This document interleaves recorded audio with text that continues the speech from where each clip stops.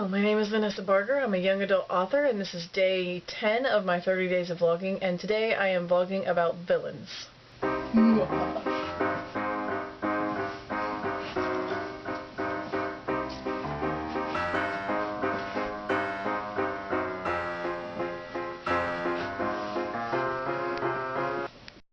going to try and keep this pretty simple and down to 7 key things that I think you should think about when writing a villain. So, number 1, they need to be more than an evil laugh and a cape. While the evil laugh is important and a cape is always fashionable, if your villain is just there to be a villain and to be able to point him out and say, hey, that's the bad guy, then you have a problem. Your villain needs to be a well-rounded character with their own history, their own stuff. If you don't have that, then it's not really worth watching your villain. I mean, I won't care that he's the villain, I just know he is, and there's no reasoning other than he's the bad guy, and that's boring and not very frightening. So you need to fix that. Make him have his own personality and be his own character. Number 2, just like the hero, every villain needs a goal. It doesn't have to be as lofty as the heroes. He doesn't have to want to save the world. He's the villain. Chances are good he probably doesn't want to. He probably wants to eat it or shrink it, take it home, put it in a box. Maybe his goal is money, it's power, it's eating all the chocolate in the world so that no one else has any. Truly villainous. But whatever it is, he needs to have a goal. Sometimes it's good for your villain to have a noble goal, at least in their mind. Maybe they don't see anything wrong with whatever it is they're doing. To me, that's a more frightening villain because they have a goal, they think it's noble, and they don't understand why everybody else does. Eva Ividson wrote a book, I believe it was The Reluctant Heiress. And in the book, one of the characters is very much for the whole pure race thing. She very much believes in eugenics. And she sees nothing wrong with that viewpoint. From that respect, it's a very chilling villain. She's evil, but she doesn't know she's evil. So, and that is far more chilling than someone who knows they're evil and says, I'm evil. We're done.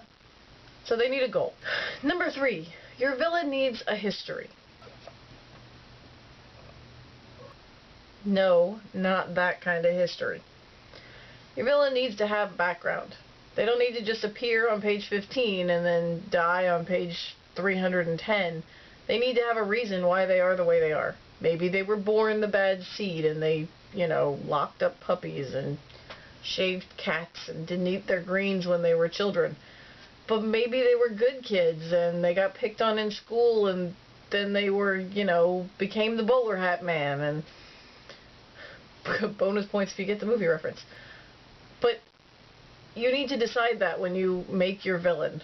And I love villains that you love to hate because they have a history and there's a reason why they are the way they are. Number 3, give them a weakness.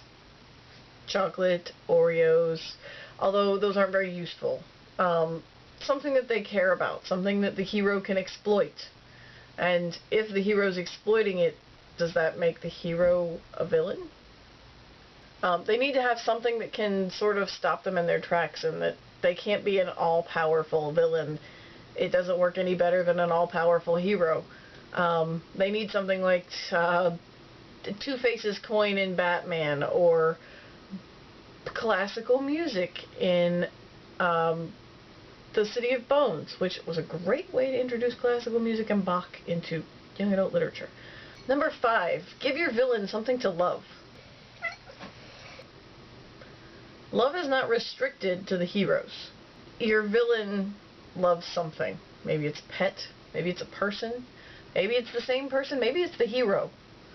But your villain should love something, because it gives that character depth, and it also provides your hero somewhere to look when he's trying to deal with your villain.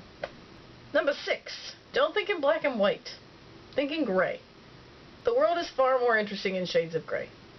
And if you are trying to make a novel that only sees black and white, which you can go at it from that angle, that your character only sees in black and white and can't see shades of gray. But sometimes a villain is not just a villain. Sometimes your villain maybe is only a villain to your hero. And if that's the case, does that make your hero a villain to some other people? Are the roles easily interchangeable depending on whose viewpoint you're looking through? Just something to think about. Number 7, the villain does not have to be human. One of my favorite movies, because I haven't read the book, is Stephen King's Rose Red. And the villain in that novel is not really a human. It's a house. It eats people.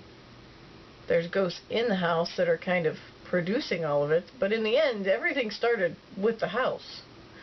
So it doesn't have to be a person. It could be a system, like the Hunger Games. Yes, eventually there is a villain character, but at the beginning, it's kind of the whole capital Hunger Games organization. So your villain doesn't have to be a flesh and blood person. It can be a thing or an idea or a group of people. So, anyway, those are my 7 tips. Hopefully you can find something useful out of there, and I hope you enjoyed my fooling around and pretending to be a villain, which probably might have done a little better had I started a little sooner this evening, but I'm trying to get better with these vlogs. So, as always, if you liked the video, if you didn't like the video, if you have something you'd like to see, please leave a comment down below in the comment box.